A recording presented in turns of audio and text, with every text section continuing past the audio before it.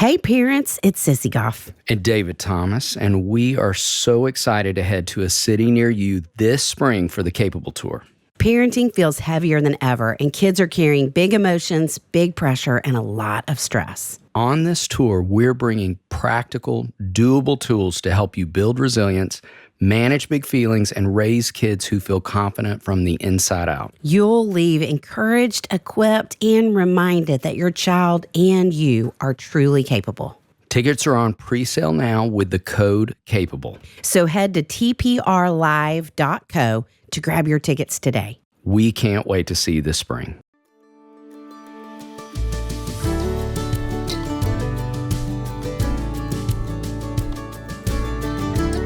Hey friends, welcome to the Raising Boys and Girls podcast. I'm Sissy Goff. And I'm David Thomas, and we're so glad you've joined us for this conversation. Let's dive in.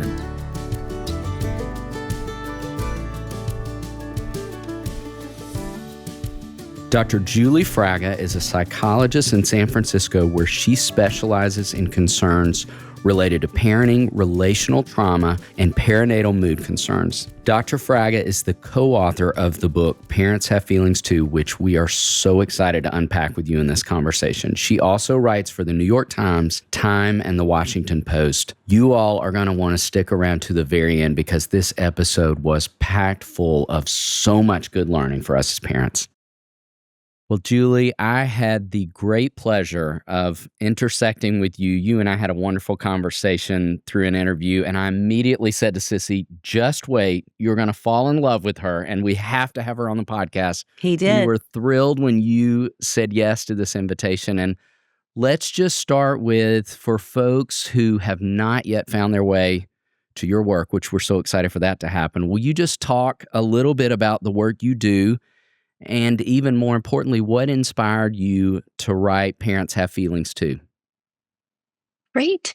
Well, first off, thank you so much for having me. I was so honored to be asked to join you on this podcast and to be in conversation. I know you and I, David, had such a great conversation, when we talked about your books, and it's such a delight to be here and talk some more. So I'm a psychologist, and primarily I work with parents. Oftentimes parents who have really little kids or new parents, people who have just had babies. And I would say a good portion of my practice are parents who have survived in one way or another some type of relational trauma in their upbringing.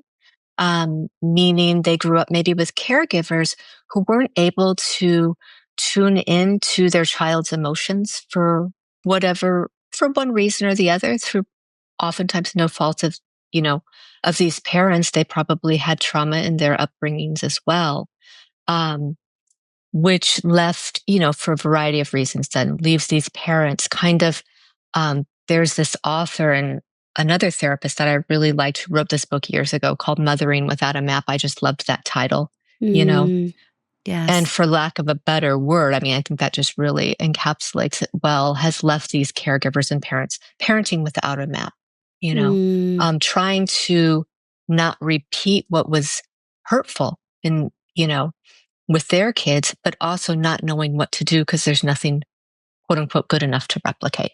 Yes.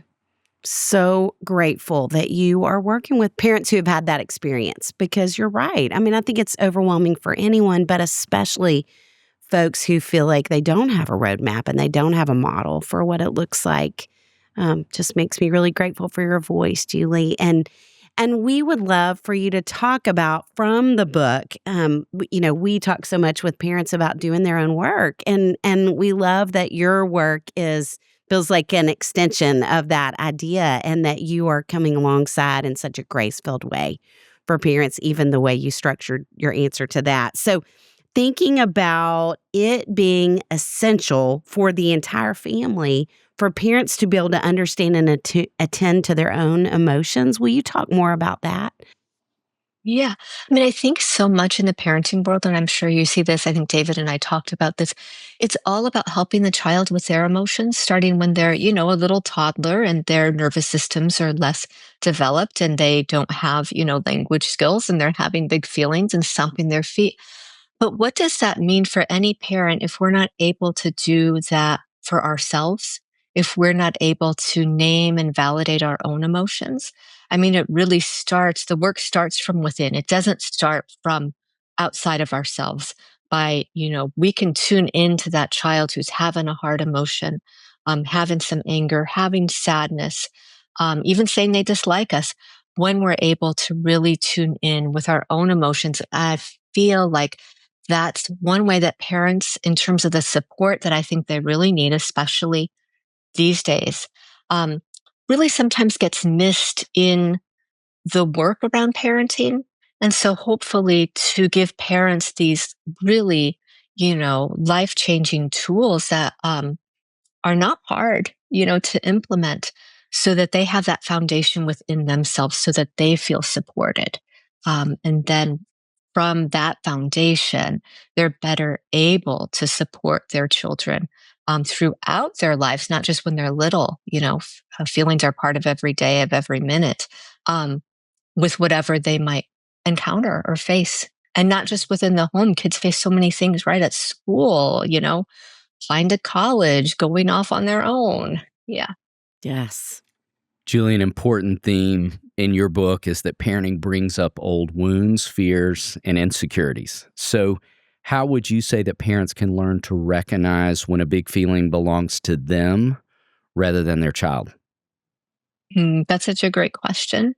Um, I think a great way to be able to tell is if there's maybe even some rigid thinking around something, you know, um, and if you're feeling like you have to do something a certain way, even when the information from your child says otherwise, Mm. you know? And I'll give a personal example, like from my own life that we were just talking about the holidays. But I grew up in the Midwest and I grew up in a family that, we did not have a ton of money by any means. And so growing up with the holidays, I mean, absolutely, there were gifts and I didn't go without anything. So I'm not meaning to criticize my mom or, caregivers in any way. And yet, when you're a kid and you go to school and, all the kids, I mean, back then it'd be like, show and tell, stand up and tell everybody what you received for Christmas. When you wanted the popular toy, back then it was the Cabbage Patch doll, you know, um, We remember. that there can, yeah, a little bit of sadness or feeling left out. So, as a mom, when my daughter was born, I think there was this real desire to like, have this huge Christmas, give her all of Mm. these gifts. And I couldn't even see it at the time. But, I really realize it now that yes, of course I was doing that for her, but mostly I was doing it for me. Like she Mm. didn't really need all or maybe even want all of these gifts. She doesn't carry the wound from my childhood. And Mm. that's something that I oftentimes remind parents of when they feel stuck in that way, you know, is to share with them, remember, like your child doesn't have your childhood. They have their Yes. own childhood. And that Yes. begins with kind of with you and kind of your tuning in with them and parenting Mm. them. Great. I love that statement. She doesn't carry the wound from my childhood. That's such Mhm. a beautiful reminder because it is so easy to parent out of that place. Well, we talk a lot about how children take emotional cues from us. How does acknowledging and managing our own feelings help us show up more effectively for our kids in the harder moments? I think, acknowledging our own emotions and recognizing, I think a lot of people, there's so many myths in our society, about emotions. One, maybe that we can outsmart our emotions. You Mm. know, emotions are a waste of time, Mm. especially I think for men and boys in our culture. A lot of times emotions, especially like sadness, mean you're weak in some way. You should be able to kind of just muster on through.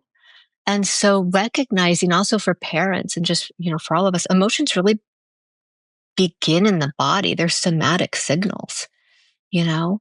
And when we're able to tune in with the body will tell us the truth. It does Mm. not lie, just like it doesn't lie when we're hungry and we have, you know, our stomach growls or when we're thirsty. Mm. And so for parents to be able to really focus inward, to notice really what's coming up in their body. Let's say I'm angry. I might notice some tenseness in my jaw or in my voice. And to use that really as a cue to take a moment, take a pause, to do something that's really calming. And oftentimes when the body is getting activated, meaning the nervous system, especially for parents where there's been some type of relational trauma, or trauma in the past, that might mean doing something as simple as taking some really deep belly breaths, you know. Um, but like we say in the book, the more parents can come to whatever situation with their child from a place of calm, the better equipped they are to respond to whatever it is that the child is experiencing instead of react. Mm. Yeah. All right, let's build from that for parents listening who have struggled with finding their way to the calm. I love the way you talk about repair in your work. And so, what does healthy repair look like after a parent loses their temper, gets flooded, or shuts down? Mm-hmm. I think healthy repair really is responsibility taking. It also is not beating yourself up, because I will see this sometimes with parents where they feel so terrible, that there's been this rupture. But then when they apologize to their child, they berate themselves. Mm.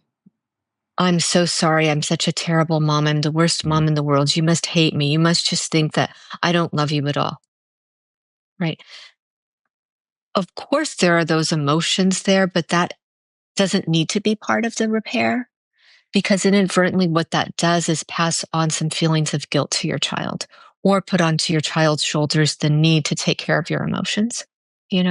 A repair can be as simple as, I'm really sorry that I snapped at you right then.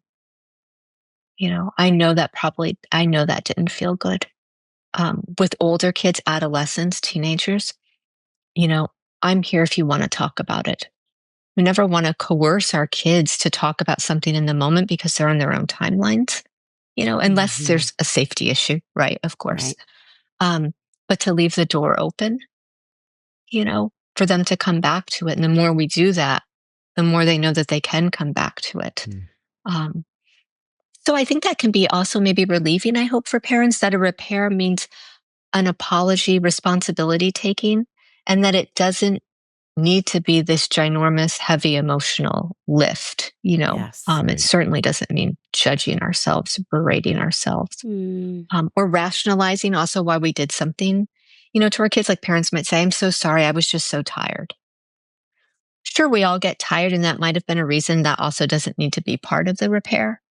Um, because we want to keep it just as simple as possible, in attunement with our kid right in that moment. Yes. It's great. Well, and so envisioning this happening, the parent has gone to the child. And what I love about what you're saying is in that moment, we're really back to the idea of making it about the child and what the child needs rather than what's happening inside of us. And then we walk away. And at that moment, all of those feelings can easily flood back of, I am a terrible parent. Why did I do that? And to feel all that guilt and shame, how would you help a parent reframe that in a way where they can give themselves grace when they feel those feelings? I mean, when those emotions, which are so strong, I don't think there's any emotion that's quite as painful for any of us as shame. Mm, It's something that makes us just want to hide. We just feel awful. yes. And so it's not an emotion in that way that gets us to want to reflect on ourselves. We might want to just kind of hide away from ourselves, or stay in the shame Mm, loop and tell ourselves we're terrible. Or mm, go, we talk in the book about ways we all try to protect ourselves from emotions that that are unbearable, to go to a yes. defense. Maybe then if there's too much shame, we just kind of withdraw. Maybe we spend too much time, I don't know, on our phones. Maybe we Yes. reach for an extra drink. Mm, Um, And when that's really coming up in, really strong way, again, to be able to ground in the body, you know, taking some deep breaths. Also, that you don't have to do this on your own. Can you talk with your partner if, or a close family member, or if you're, a close friend, and share, so that shame loves to hide, Yes. loves to go undercover. I had this really tough moment with my kid. I'm really beating myself up. I could just really use some extra support. Mm, Um, and then one of the best ways to work with shame is this is hard to do on our own. Sometimes we need the support, even, of therapists like yes. yourself, to be able to apply some curiosity. Wow, what's going on for me in that moment right then that Mm, shame is coming up? Did I really do, am I really bad? Or do I just feel like I am? You know, is there some other emotion underneath that has nothing to do with this moment I just had with my kid at all? Is mm, there another emotion underneath for me that I was never able to express when I was a kid that got, you know, activated there? yes. Yes. That's a great question. Julie, for the parent listening who heard you talk about the work you do and is thinking to themselves, that's me. That's me. I'm parenting without a roadmap. What would you say Mhm. are some practical ways for that parent to begin to model healthy emotional expression? I think some great ways are just starting with some self reflection and getting to know, kind of your own internal emotional world, especially as a parent. And in the book, we have some great exercises throughout each chapter that we call self awareness stretches that ask questions that invite parents to reflect. And one question that I really like, that I think can be so illuminating for any parent, especially if they're kind of newer to, um, you know, looking at their own emotional world and how that um, influences the way they raise their kids. What is one thing you always wanted in your childhood from your parent or caregiver that you did not receive? Mm, And how does that influence the way that you raise your kid today? Or even we could get even more granular there. We could say, how does that influence your parenting decisions in this moment right now? wow. It's Those are great. great questions. You also offer some great concrete tools for emotion coaching in families. And we would love to hear one or two practices beyond, you've said some great ones already, that you would recommend that parents could try just this week to help normalize emotion and build more connection at home. I think some great tools are, one, there's a great tool in the book, and it's the main tool that we teach. And when I say we, I'm also referring to my wonderful co author, Hilary Jacobs Hendel, um, who is the one that brought the tool in the book called the Change Triangle. And in the book, we're calling it the Change Triangle Tool for Emotional Health for Parenting. But the Change Triangle wasn't developed by Hillary. It was developed by a psychotherapist many years ago, David Mallon. Um, Hillary brought this tool into the public for use with her first book, but really the Change Triangle is a map that all parents can use to figure out how to work through whatever emotion or defense they're experiencing, you know? And it's a little maybe complicated to explain without having a visual representation. But somebody doesn't even need to buy the book to find that visual representation. They could just merely Google the change triangle, and a lot of resources will come up even on our Instagram or from Hillary's Instagram. But really, just orienting to what's going on inside of us. So on the change triangle, it's an upside down triangle. So if we think of, 2 points, one on the left hand side, we have what we call inhibitory emotions. And these emotions are anxiety, guilt, and shame.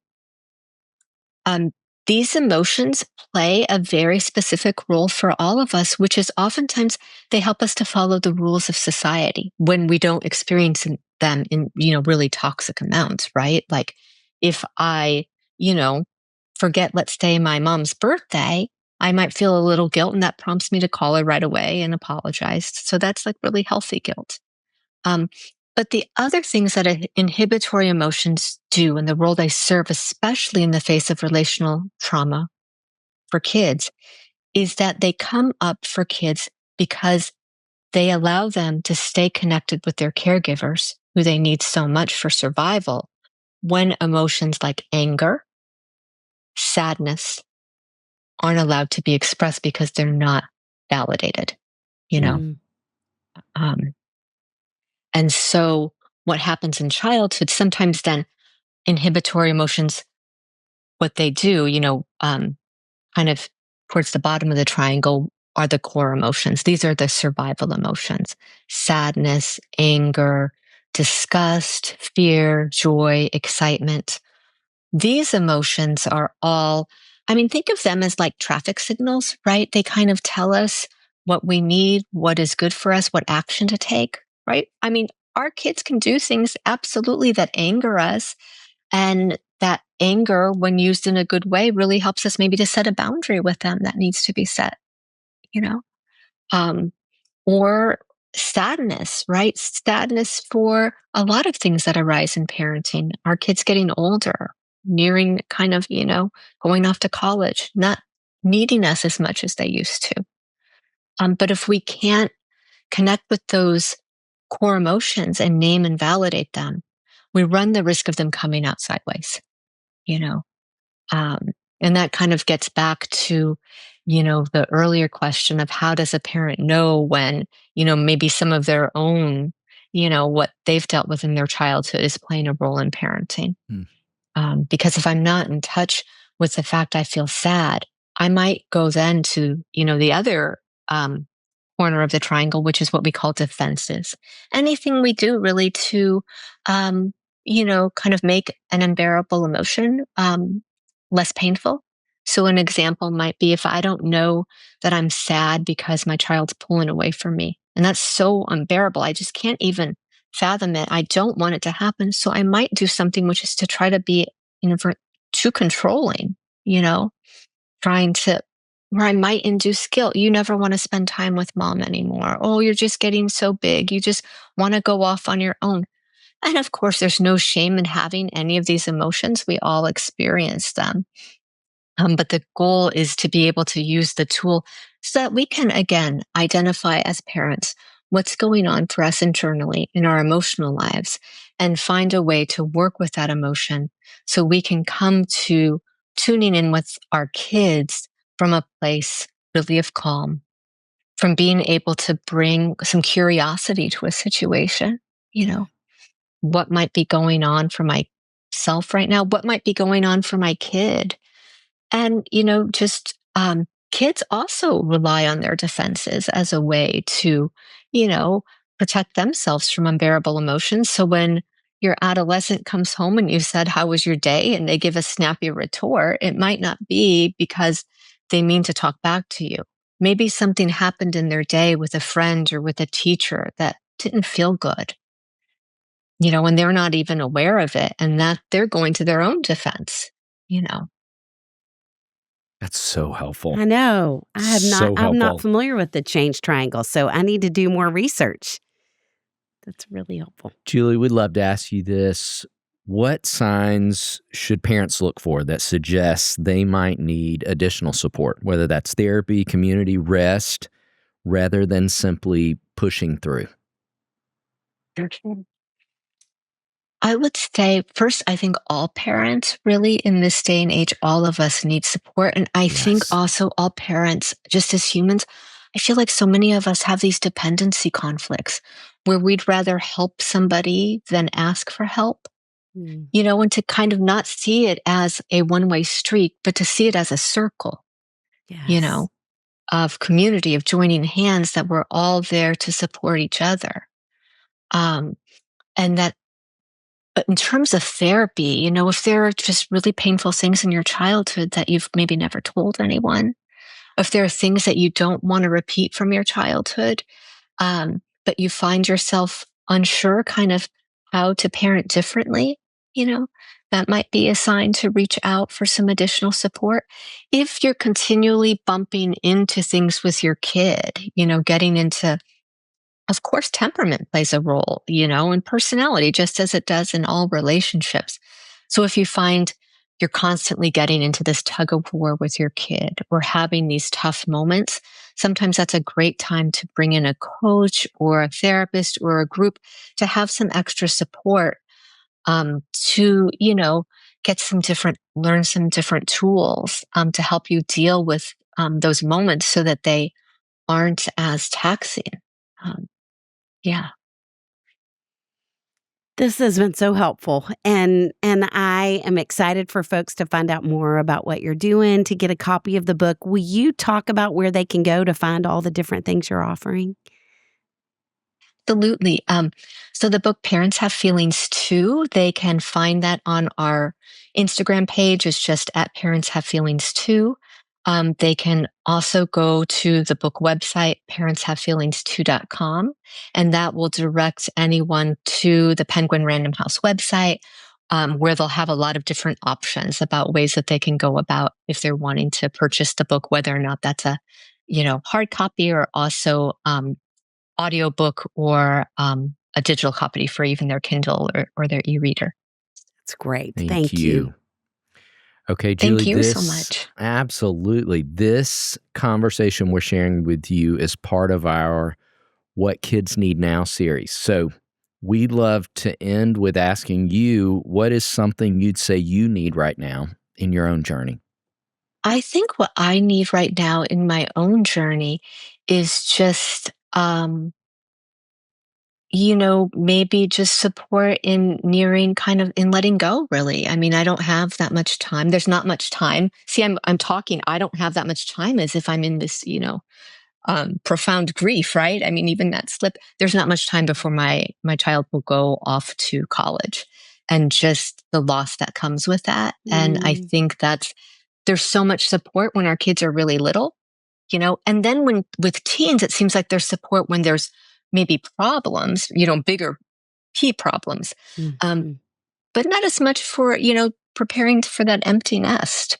And so I think that's something that I am holding right now in my own journey as a parent, and really trying to do my own inner work so that I don't, cause my child to feel guilty for just growing up and doing what she's really meant to do right now. So.